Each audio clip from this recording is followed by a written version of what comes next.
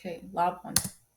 So the purpose of the lab was to determine the percentage of atoms with excess charge on the surface of a piece of charged tape, and in general was to familiarize ourselves with the fundamental laws of electricity. So the equations used are Coulomb's law, as seen at the top, to determine the electric force, and the electric field equation, which determines the electric field. And seen at the bottom, you can see the electric force and field relationship.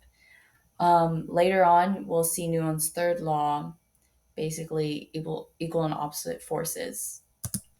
So in this experiment, we had two charged tapes, roughly 2 centimeters long, 1 centimeter wide, and we created charged tapes by placing a base tape and a second upper tape and then ripping the upper tape off. We could use our hand to determine whether the tape was charged to see whether the tape was attracted to the hand. And we used a pin, a negatively charged pin, to determine that the tape was also negatively charged. So for the displacement of the tape, which was the bottom tape and then hopefully the top tape, which was then displaced by repulsion, we use a ruler to measure that distance. We assumed that the only forces were in the vertical direction and that the only forces working on the tape was within the system and not from the surroundings.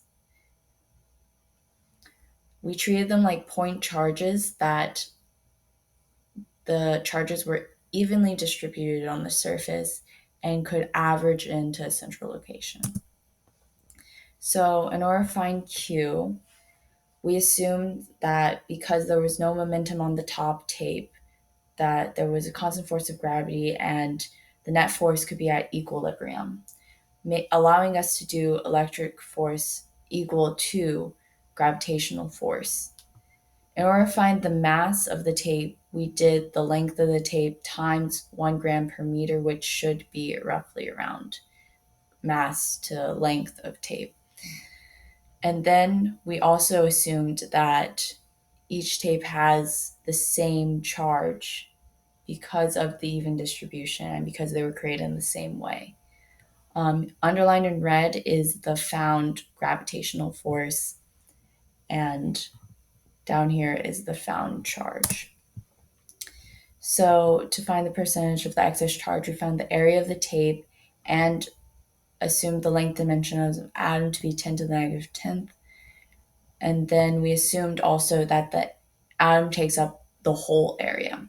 We divided the area of the tape by the area of atom to find the amount of atoms on each tape, and we used the previously found charge divided by charge per electron to find the total number of electrons. We took this total number of electrons by the total number of atoms to find the percentage of surface atoms charged with excess charge. Here are the results more cleanly displayed, or the numerical values that we found. So for some reason, my laptop would not run any code, even lab 0 code. So here's the code. I will send the link. In general, it was supposed to look like this picture. So qualitatively, we initially observed the tape to be positive. There were many sources of error. I was sick with COVID, so I did the lab in my room.